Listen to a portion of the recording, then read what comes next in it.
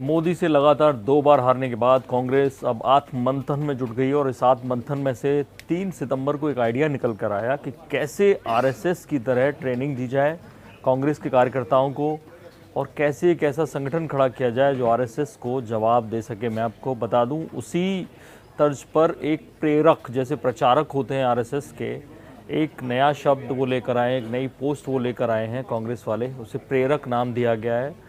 लेकिन दिक्कत क्या है, इसके बावजूद कुछ हो सकता है नहीं हो सकता है, समझने के लिए जाना पड़ेगा थोड़ा सा इतिहास में। 1 जनवरी 1924 को एक संगठन खड़ा किया था कांग्रेस ने, उस वक्त की कांग्रेस ने, और आपने नेहरू जी की ये तस्वीरें देखी होंगी जिसमें वो आरएसएस जैसे हाफ पैंट में दिखते हैं। तब ये बीच में एक कहानी भी चली थी सोशल मीडिया पे कि नेहरू भी कभी आरएसएस में थे।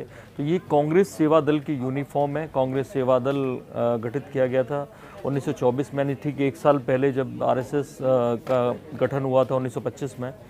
ऐसे में कांग्रेस सेवा दल लगातार आरएसएस के, जिस तरह से कार्यक्रम आरएसएस करता रहा है सेवा के, वो करता रहा। आरएसएस ने बहुत बाद में सेवा भारती बनाई, लेकिन कांग्रेस सेवा दल नेपथ्य में चला गया। अभी आप कांग्रेस की वेबसाइट पे जाइए तो इतने सारे पेजेस कांग्रेस सेवा दल के नाम पर हैं, इतने सारे अधिकारी कांग्रेस सेवा दल के उसमें दिए हुए हैं और ढेर सारे लोगों के फ़ोटोज़ उसमें लगे हुए हैं, लेकिन आप उनमें से एक व्यक्ति को पहचान नहीं पाएंगे। कांग्रेस सेवा दल का कोई कार्यक्रम आप नहीं देखेंगे, टीवी, मीडिया, अखबारों में कहीं कोई खबर नहीं मिलेगी।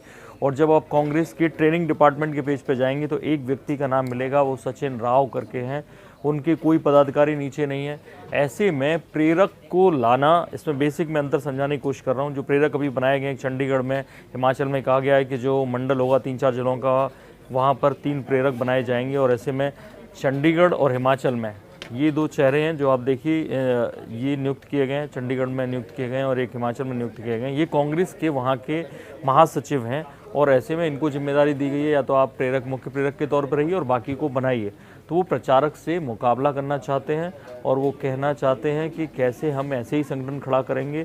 तरुण गोगोई हैं आसाम के पूर्व चीफ मिनिस्टर, उनके सुझाव पर ये किया गया और जो नोट एक तैयार किया गया उसमें कहा गया कि 16 से 18 घंटे कोई व्यक्ति जो दे सके, प्रतिबद्ध हो कांग्रेस के प्रति, विचारधारा के प्रति, कैसे वो लोगों को एक कर सके, कैसे उसकी समानता की विचारधारा हो, इस तरह की बातें उसमें कही गई हैं। लेकिन उनको समझना होगा कि आरएसएस और बीजेपी जिस तरह से काम कर सकते हैं, वो करते आए हैं, वैसे कांग्रेस और उसके जो संगठन प्रेरक हैं या सेवा दल नहीं करते हैं।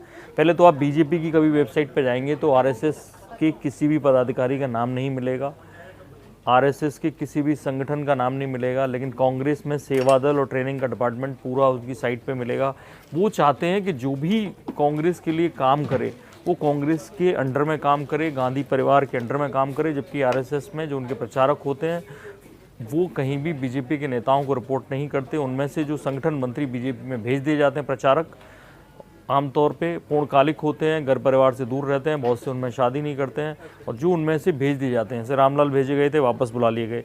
सुनील बंसल विद्यार्थी परिषद में थे, उनके प्रचारक थे, आरएसएस को विद्यार्थी परिषद रिपोर्ट करती है, विद्यार्थी परिषद के लोग कभी बीजेपी को रिपोर्ट नहीं करते। तो ये जो स्ट्रक्चर है आपसी तालमेल का, वो कांग्रेस में मुमकिन नहीं है, क्योंकि उसे किसी ना किसी कांग्रेस नेता को रिपोर्ट करना होगा, और बीजेपी में ये परंपरा नहीं है कि आरएसएस का कोई व्यक्ति उन्हें रिपोर्ट करे। और यही सबसे बड़ी दिक्कत आएगी कि जिस तरह से कांग्रेस सेवा दल फेल हो गया था और हो गया है, उसी तरह से प्रचारक के बदले ये जो प्रेरक पद दिया गया है, इसका भी फेल होना तय मानिए। बाकी बड़ी खबरों को देखने के लिए देखते रहिए इंडिया न्यूज़, सब्सक्राइब करें इन खबर। थैंक यू, नमस्कार। इन खबर चैनल को सब्सक्राइब करें और बेल आइकन दबाना ना भूलें।